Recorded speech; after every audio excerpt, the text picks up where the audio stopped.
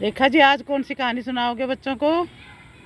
आज आपको मैं ना शंकराचार्य जी की सुनाती हूँ। अच्छा, वाह भाई वाह, शंकराचार्य की। गुरु शंकराचार्य जी जिन्होंने सनातन धर्म की स्थापना करी, हाँ हाँ हाँ, उनकी हाँ, सुना। उनकी सुना दो फिर। शंकराचार्य जी या उस समय में आए जब पृथ्वी पे ना बहुत ज्यादा व्यभिचार फैल गया था। हाँ हाँ, उसी वक्त आए थे। उस वक्त आए अच्छा अच्छा। कि सब संतुलन खत्म हो चुका था। हाँ तो फिर भगवान के आदेश से शंकर जी शंकराचार्य के रूप में आए। हाँ ये भगवान शंकर हैं।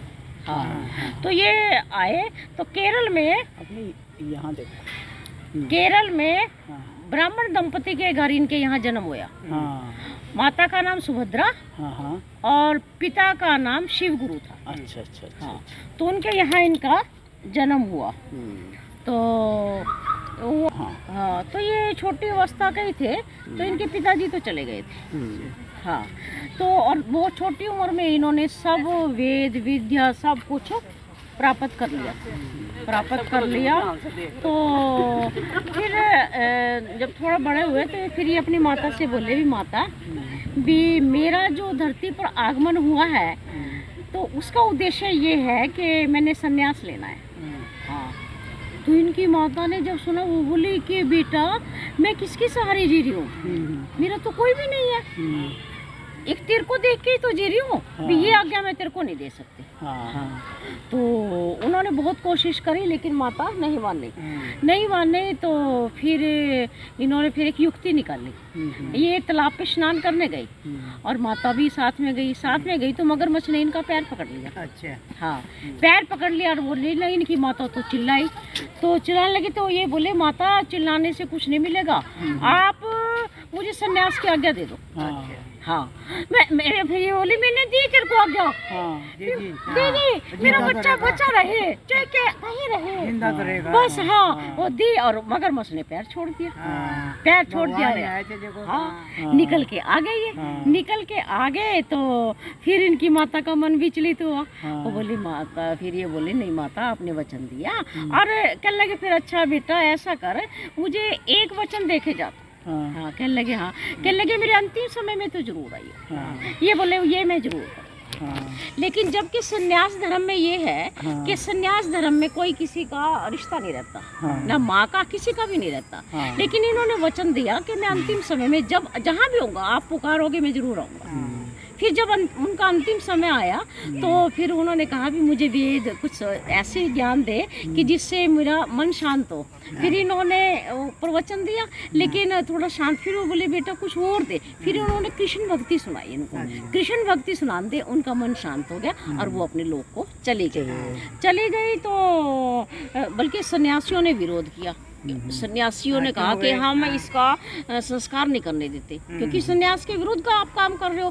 फिर इन्होंने अपने घर में उसका संस्कार किया, जगह नहीं दी उन्होंने करके, और ये अपने चल दिए। तो इनका उद्देश्य था कि सारे उसका पृथ्वी का भ्रमण करना, क्योंकि जो जहाँ जहाँ आतंक फैला हुआ था, व्यभिचार था, उसको ठीक करना था। तो ये महिष्मतीपुरी नगरी में गए। वहाँ पे कुमारिल भट्ट नाम का गुरु और उसका शिष्य था ये मंडन मिश्र, उनका शिष्य था।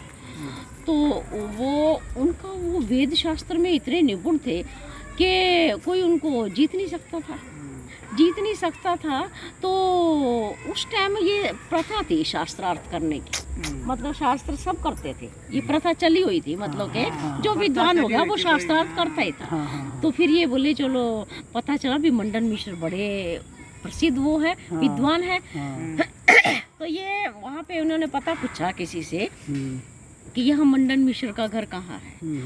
तो संजोग से उनकी नौकरानी मिल गई।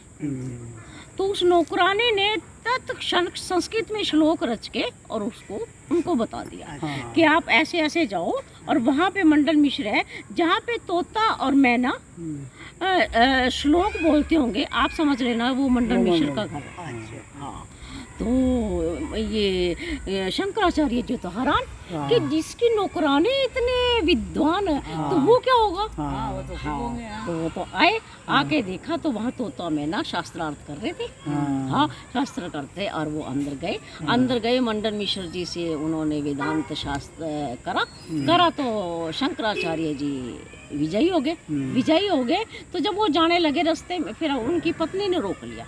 उनकी पत्नी का नाम था भारती। कहने लगे आपने अभी आधे मंडन मिश्र को हराया, जब तक आप मुझे नहीं हराते तब तक आप विजयी नहीं होते। तब तक विजय नहीं। हाँ, तो बोले भी चलो ठीक है, अब यहाँ ये भी आवाज़ सही है। तो उन्होंने उससे शास्त्र किया। उसके बाद में उन्होंने कहा कि मुझे आप काम शास्त्र के बारे में बताओ। काम शास्त्र के बारे में जब वो पूछने लगी, उनको तो कोई अनुभव नहीं, तो वो बोले चलो मैं हार मानता हूँ, और मैं 6 महीने का आपसे समय मांगता हूँ। 6 महीने के बाद मैं दोबारा आऊँगा। यदि मैं आपको प्रश्नों का उत्तर दे पाया तो मैं विजयी मानूंगा, नहीं तो नहीं। तो 6 महीने के लिए फिर ये गए तो इन्होंने अपने शिष्यों को कहा कि यहाँ मैं एक राजा की देह में प्रवेश करूँगा, और यदि मैं 6 महीने तक नहीं आया तो आप मुझे, इन्होंने मोह मुद्गर नाम का ग्रंथ लिखा था शंकराचार्य जी ने, आप मुझे वो सुना देना और फिर मैं आ जाऊँगा। राम राम। नमस्ते जी। हाँ, नमस्कार जी। तो मैं आ जाऊँगा। तो ये गए तो सच में यही हुआ कि इनको तो राजा की देह से आसक्ति होगी। तो जब उन्होंने देखा 6 महीने हो गए, और गुरुजी कह के गए थे कि मुझे, उन्होंने फिर मोह मुद्गर ग्रंथ उनको सुनाया तो उनकी वो आसक्ति टूटी, और फिर ये आए भारती जी से उन्होंने शास्त्रार्थ किया उनको हरा के, और फिर ये वहाँ से विजय हाँ चले, ये वहाँ से चले।